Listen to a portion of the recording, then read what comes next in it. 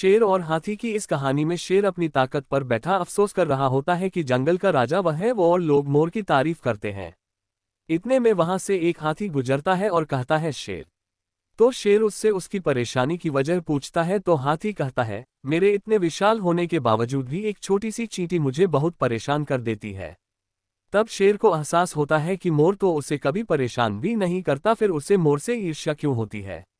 शेर समझ जाता है हर किसी के पास अपनी खूबी और खामी होती है और इस वजह से हमें किसी से जलन नहीं करनी चाहिए। आइए इस मजेदार कहानी को पूरा पढ़ते हैं। एक घने जंगल में शेर रहता था। एक दिन वो बैठकर अपने बारे में सोचने लगता है कि मैं इतना ताकतवर और बहादुर हूँ, मेरे दांत कितने नुकीले और धारदार हैं और मेरे पंजों की पकड़ भी बहुत मजबूत है। इन सब के बावजूद भी जंगल का हर जानवर मोर की प्रशंसा करता है। बात यह थी कि अपने अंदर इतनी खूबी पाने के बाद मोर की तारीफ होने से शेर को उससे जलन होती थी। हर कोई मोर की सुंदरता और उसके नृत्य का दीवाना था। शेर जब ये सब सोचता तो दुखी हो जाता।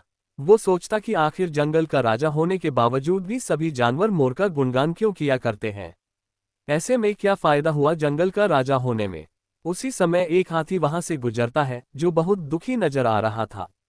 शेर ने जब हाथी का दुखी चेहरा देखा तो उससे पूछा, तुमने इतना विशाल शरीर पाया है और तुम ताकतवर भी हो, फिर क्या वजह है कि तुम उदास हो।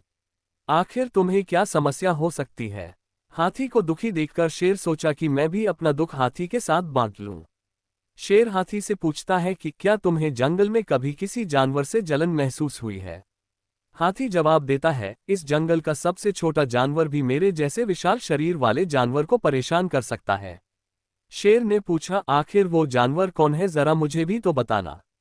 हाथी ने उत्तर देते हुए कहा, राजा शेर, वो जानवर कोई और नहीं बल्कि चींटी है। वो मेरे कान में घुसकर मुझे बहुत परेशान कर देती है। शेर हाथी की बात सुनकर सोचने लगा कि मोर ने मुझे चींटी की तरह कभी भी परेशान नहीं किया, फिर मुझे उससे इतनी जलन क्यों होती है।